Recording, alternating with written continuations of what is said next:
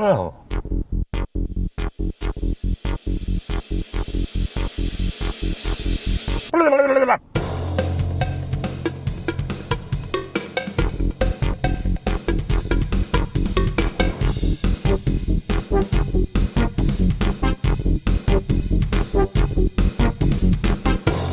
here we are. Can you hear that sound? Do you know what that sound is? It's a car engine. That's right, I'm back in the car. I'm back in the car because that's where the heart of this show is. It didn't feel right out of the car, so I'm back in the car. I'm going to give you a moment just to kind of jig with joy or whatever little bit of happy processing you need to do there, and wrap it. So yes, this is What's the Go. This is Stu. And look, I'm going to ask myself a few questions here at the start. Do I know what I'm going to talk about today? No, I don't. Have I consumed much sport content this week? Not a lot. Does that mean that you're not going to really have a lot of sports stuff to talk about, Stu? Yes, it does. Well, what the fuck are you doing a sport podcast for then if you haven't got much to talk about it by way of sport, Stuart? Well, because I said I would. I said I would do this regularly, and now I need to stick to it. Now, is it my fault that this sport podcast doesn't have a lot of sport to talk about in it this week? Yeah. Is it going to be interesting, people? Fucked if I know. Why you keep asking me these questions? I don't know. I doubt it. It seems unlikely that people are going to find this interesting. Do they fucking ever, is the question, I guess. Okay, I've lost track of the question asking is Stu and the answering Stu, because it's just getting upset. But you get where I'm coming from. I'm in a car. I said I'd do a podcast episode, so now I'm just talking shit while I'm driving around. You know? And it's a bit sad. It is.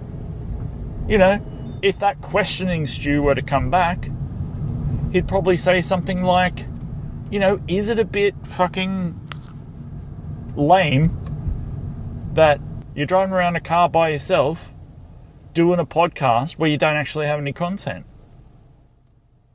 You haven't even got a co-host. You haven't even got a co-host who's speaking to you. We're at number 5, by the way, on that, if you're keeping tally. Number 5, 5th time he said I'd get a call, and 5th time he did not call. So that's number 5. Maybe write in on the socials, do I keep trying? Or do I give up? Anywho's. Cricket, eh? Did you see that test match? I couldn't believe that for a significant part of the last day, there was a real threat that they could go, fuck this for a joke, and actually start chasing that total.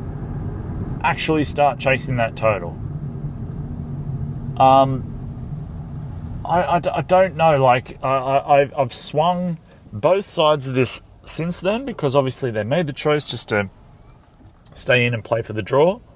But was that the right call? Should they have had a fucking crack? There's one more test. So it's either, the result's either going to be 1-0 to one of the sides or 0-0.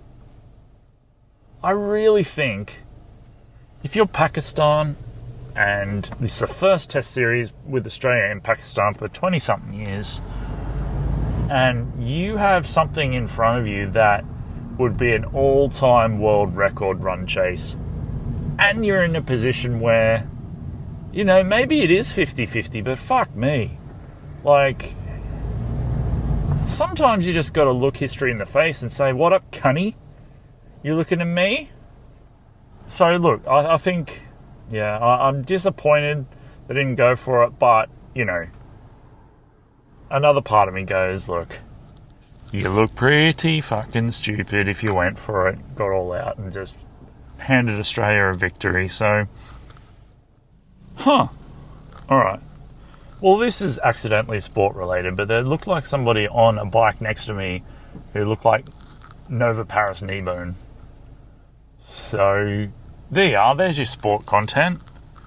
It isn't her, but it looked like her, and I think that's a happy enough coincidence to include it as a bit of sport content.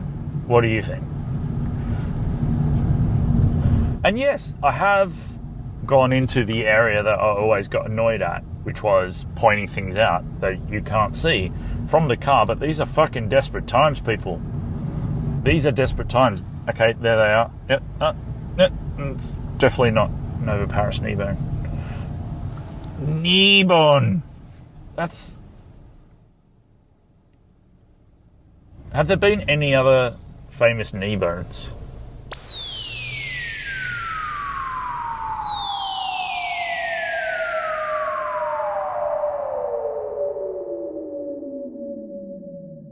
So there has been some pretty hard to watch cricket the last two tests.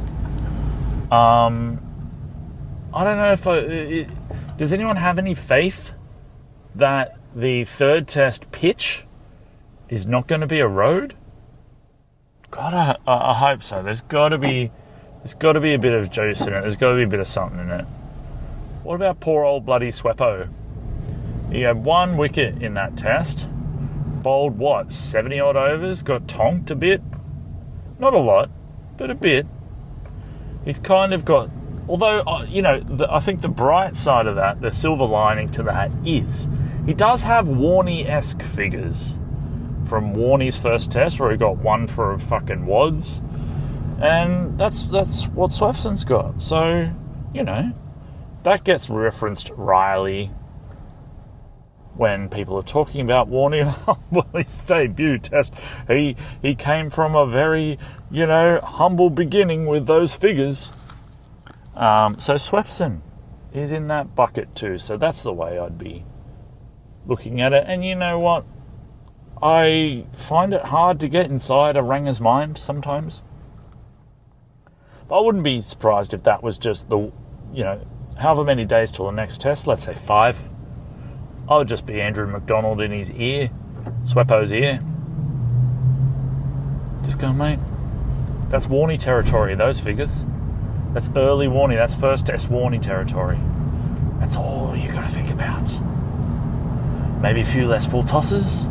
You can think about that as well, but that's a side thought to the Warney territory thought. Now, 5 days might be a long, that's quite a chunk of time to dedicate to, they're similar figures, okay, that's interesting.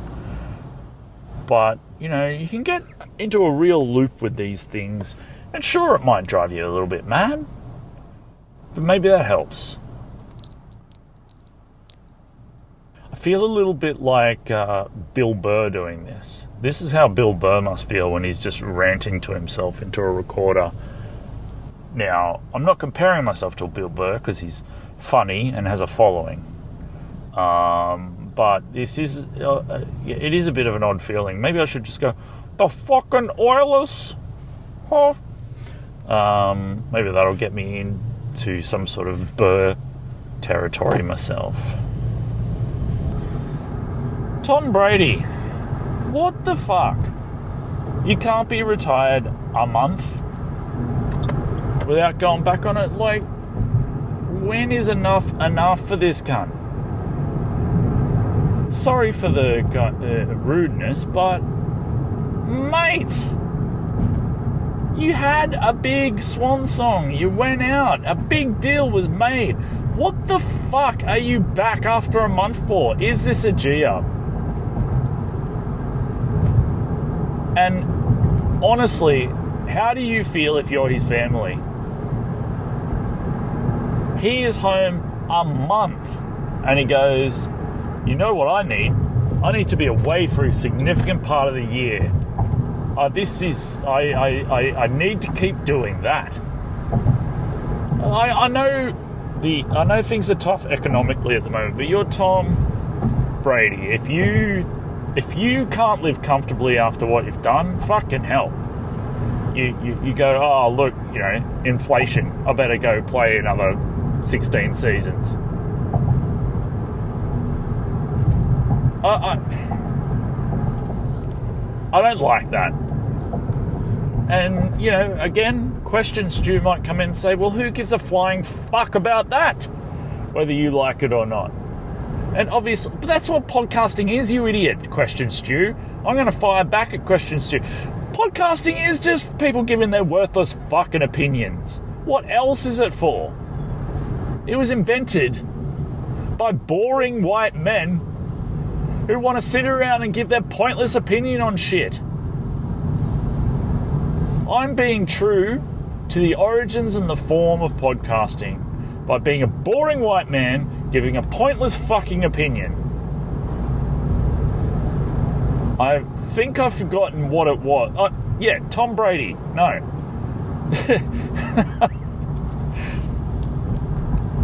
I can't hack.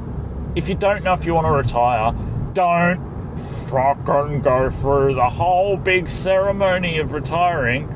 A month. 1 month. Oh.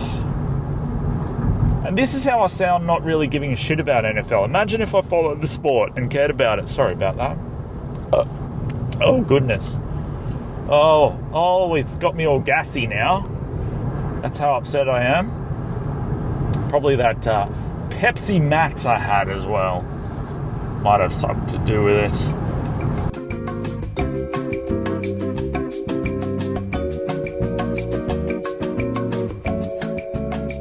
I feel this podcast is distinctly lacking in lawn bowls updates. So, yeah, let's see what we can do to make that a regular thing. Does anyone out there want to be the lawn bowls correspondent? Reach out to the socials. Don't reach out to the socials. Reach out on the socials. The socials aren't beings that can answer you. But I am. I am a lonely being waiting for someone to reach out on the socials about lawn bowls or anything. It doesn't have to be lawn bowls, really.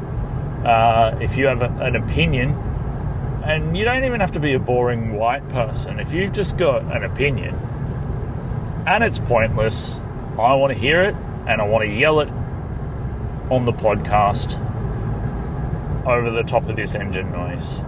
Because I assume that this is how I'm going to keep doing this now. I'm back to having a long commute and pretty fucking over it. I could listen to music, or I could listen to other podcasts, or I could rant like a madman into my phone.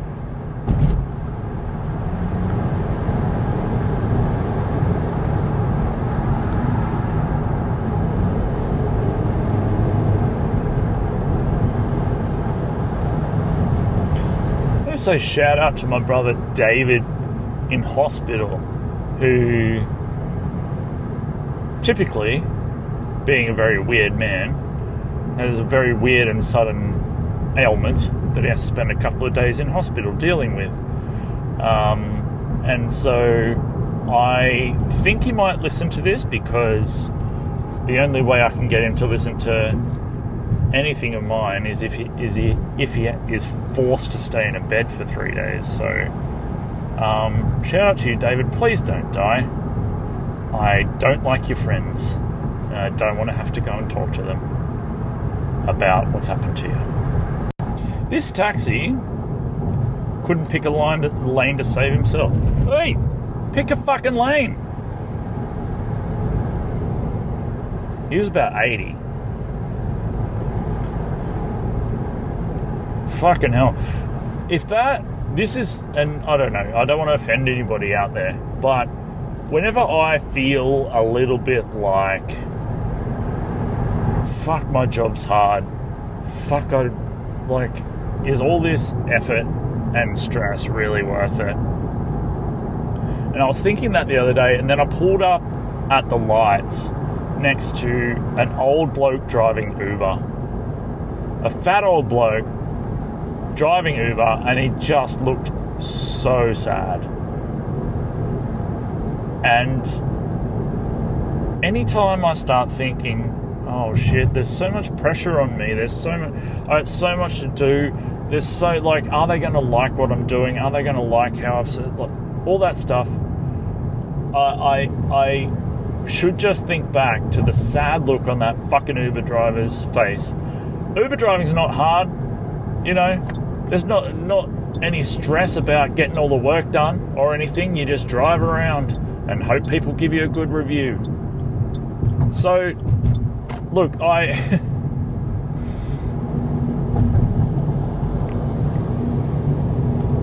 but it's certainly, he certainly looked upset.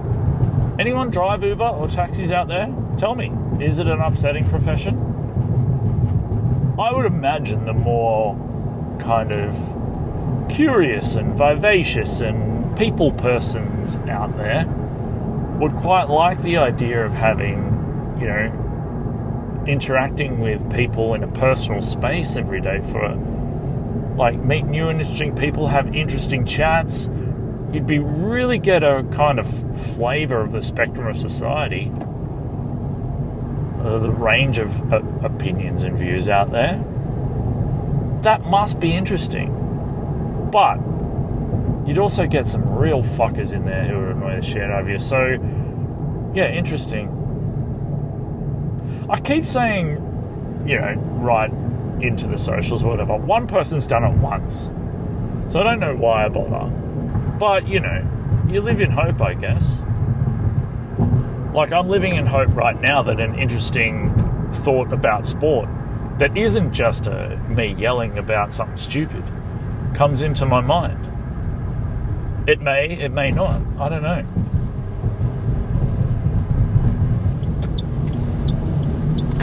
I'll tell you what I do know, though, and that's because I had been working from home for so long. Now that I'm back commuting and being in the office a few times a week, and there's not many great food options around the office that are, like, close. So, I've been eating a lot of shit. By that, I mean I've been skipping lunch, and then when I'm on my way home being so hungry that I keep ducking into fucking fast food joints. And it's really not that good. I had a Gallo today, which, to be fair, is probably the best of the bunch. It's, yeah, for anyone who doesn't know what a Gallo is, it's like early days of Portos, when a Portos was good.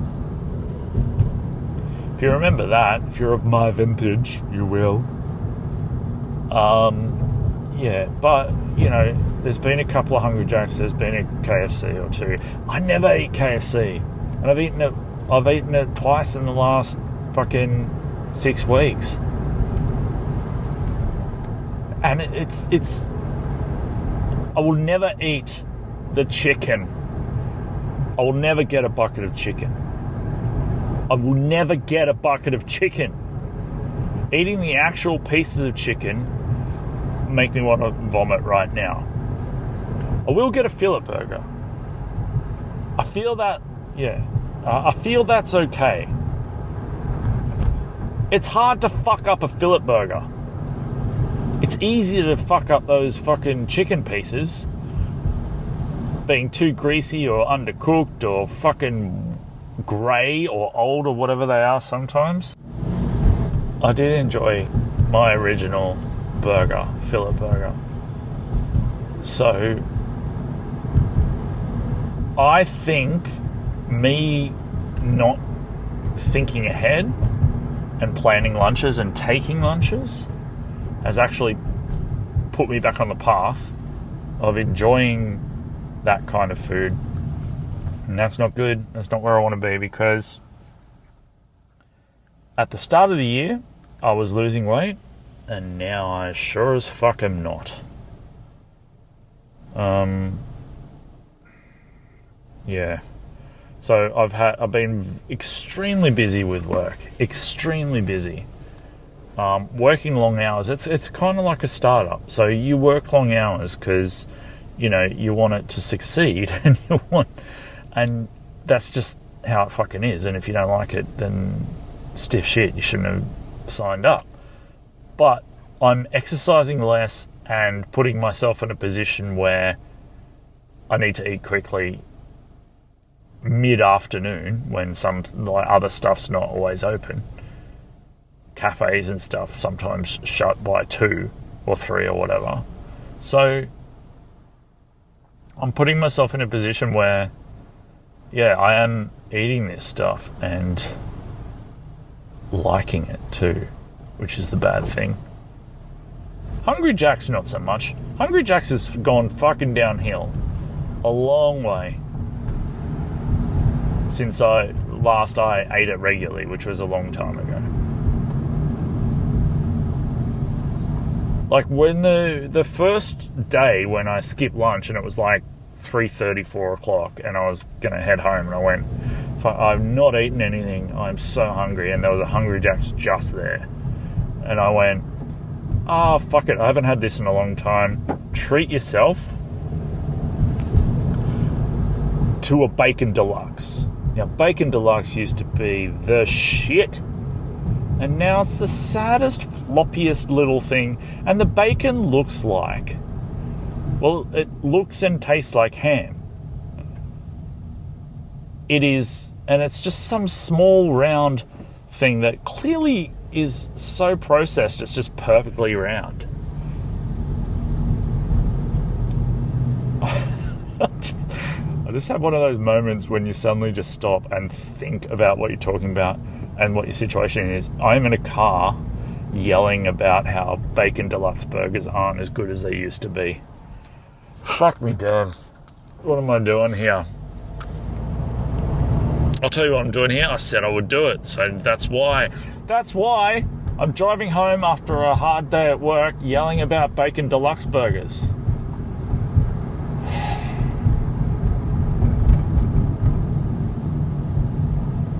Anyway, that's a personal battle I have to fight now because, I can form habits easily, too fast, too easily.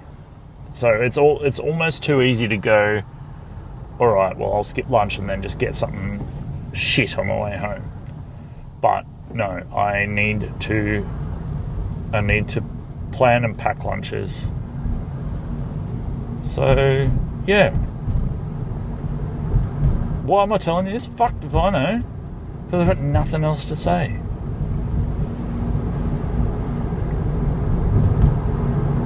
Anyway, fuck Tom Brady. I think that's what I'm trying to say. We'll be right back after this message.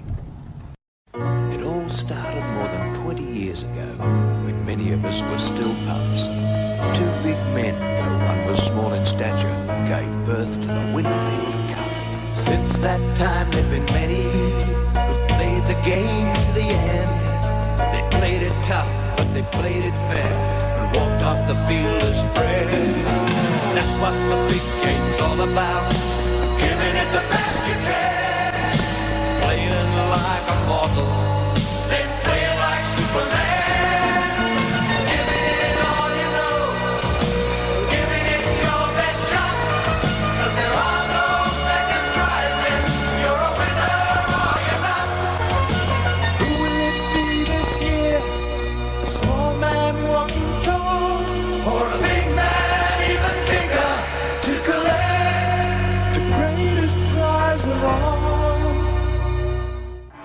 Welcome back. So you're never going to believe it. I was driving along in the break, in quotation marks, just, gathering my thoughts such as they are. Or when I say gathering my thoughts, looking for some fucking thoughts. And who should be by the side of the road hitchhiking but respected broadcast rugby league commentator Ray Warren? Now, can you believe it? That's the weirdest thing. But I thought, fuck it, I'll pick him up. He's here right now. Rabs, say hello to everyone. Oh, thanks very much.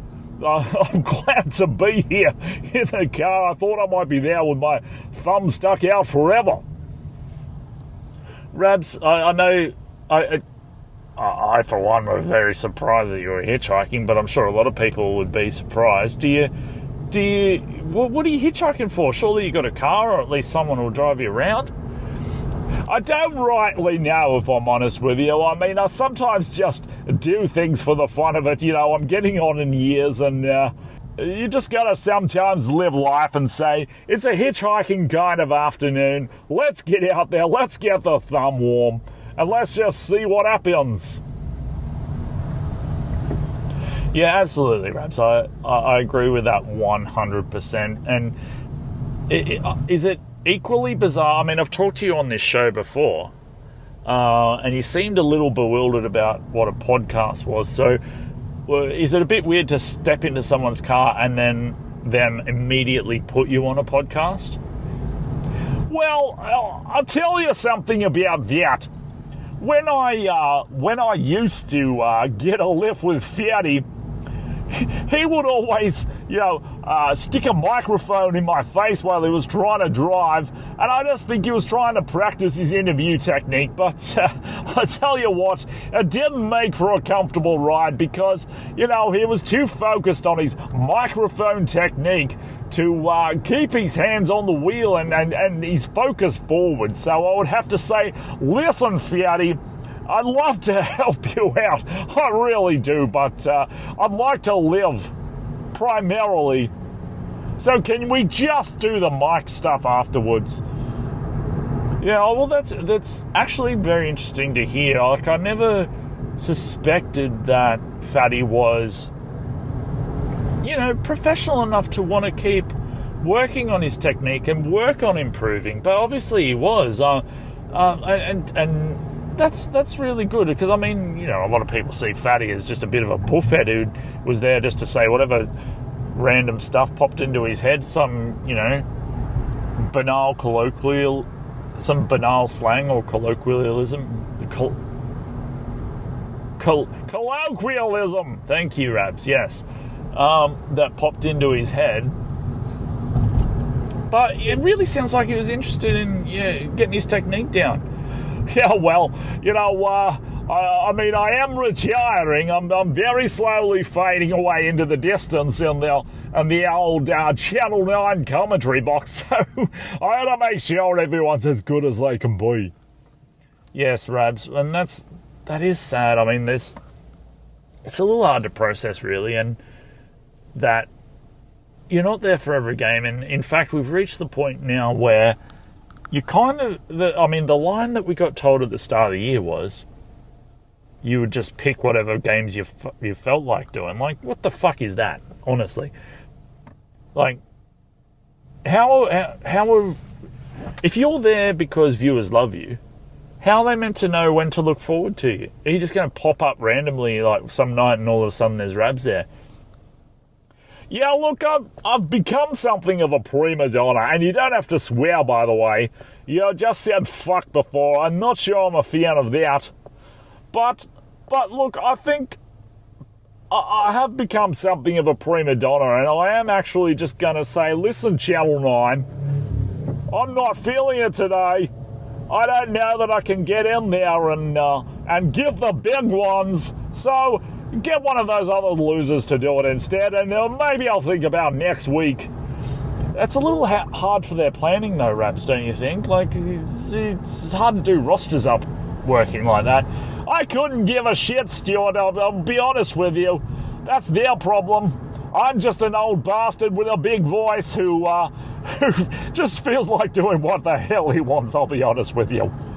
Fair enough, Rabs. All right, well, before we go, I haven't actually asked you where you're going, but that, you haven't told me either, so I suspect you just want to sit in a car for a while, so that suits me fine. Should we talk a little bit of rugby league? Yeah, so I think that's a good idea. I'm still not 100% sure what a podcast is, but if people are hearing what I think out there, then that's fine by me. All right, Rabs. Well, you just chime in when you feel like it, but there was a very interesting first round of rugby league, a couple of upsets in the NRL. Roosters certainly going down to the Knights by, double digits. I think that was probably a surprise to everyone. I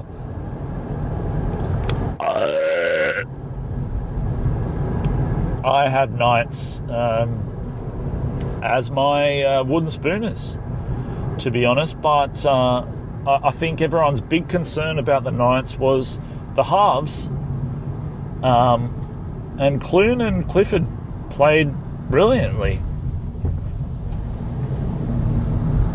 Yes, I think the Roosters probably have a bit of improvement to do, and people forget that Sam Walker and Keary haven't really played together a while. You need some time to make those combinations. So while it was a pretty disappointing effort, I don't think you can write the Roosters off just yet. No, that's absolutely right, Rabs. And so Roosters have to play Manly this week. Both of them coming off losses. Manly's probably not as surprising as the Roosters, but one of these teams has to be 2 losses from 2 rounds at the end of this game. Who do you like between Manly and Roosters? I really can't say. I like Manly, but that's probably more to do with the fact that I just like saying the word Manly. I can really get my lips around it and my tongue and get in there and say Manly. All right, well, that's it. I think that's probably as fair a comment as any. There's some rumours going around about the Cowboys and friction between Peyton and Taumalolo. There's also, there's also some rumours that Taumalolo doesn't get on with Holmes. What's your take on the Cowboys? I mean, they paid that $10 million contract for 10 years for Taumalolo. We're only halfway through it, and things are not going well. Is it simply a sign that kind of contract is just stupid? Or is it a sign that,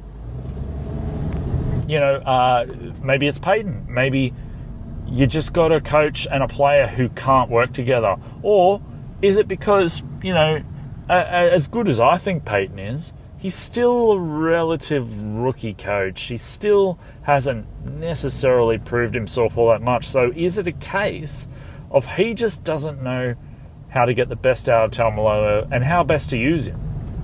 Because, to be honest, it is hard to... it's hard to be an 80-minute forward in this game.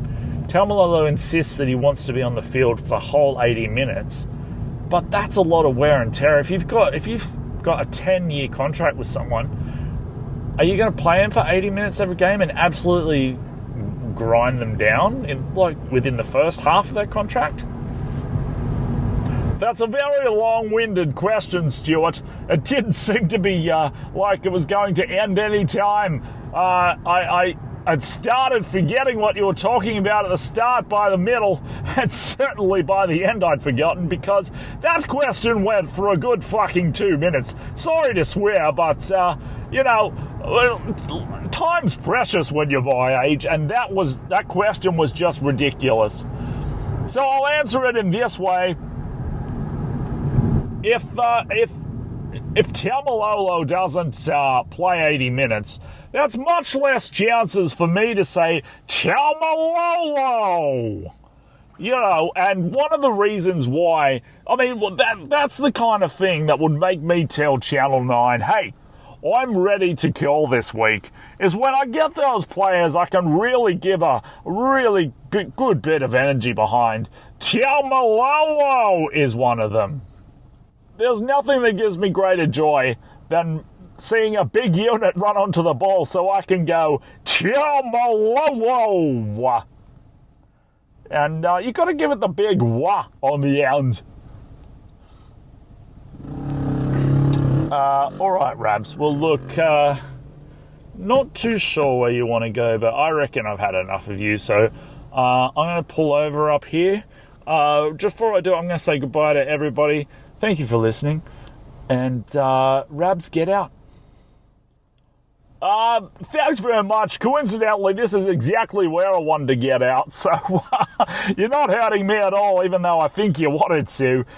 Fuck you, Stuart, and goodbye, everyone, whoever the fuck you are listening to this. I don't know how you're listening. I don't give a fuck. I am just at that stage where I do not give a fuck. So fuck you all, and goodbye. Hello, my name is Piers Grove, and I'm a founder, publisher, and managing director. In March 2022, I'd just been named Managing Director of Australian Geographic and set up Scout Publishing. Then everything changed. 404 Brain Not Found, the podcast for stroke survivors and their friends and colleagues. We explore the absurd experience and frustrating journey of stroke recovery. 404 Brain Not Found, a general experiments podcast on all podcast streamers. My name's Stu. I'm Rachel. And we are fans Obsessives might be the word. of the 90s. The 90s. The 90s. The 90s. You can follow the podcast on your favourite podcast app. Rachel, what's the name of the show? Swinging on the flippity flop. Why the 90s? We lived it. We lived it, we were it. Was it the best decade ever or the lamest? Let's find out. Flippity flop.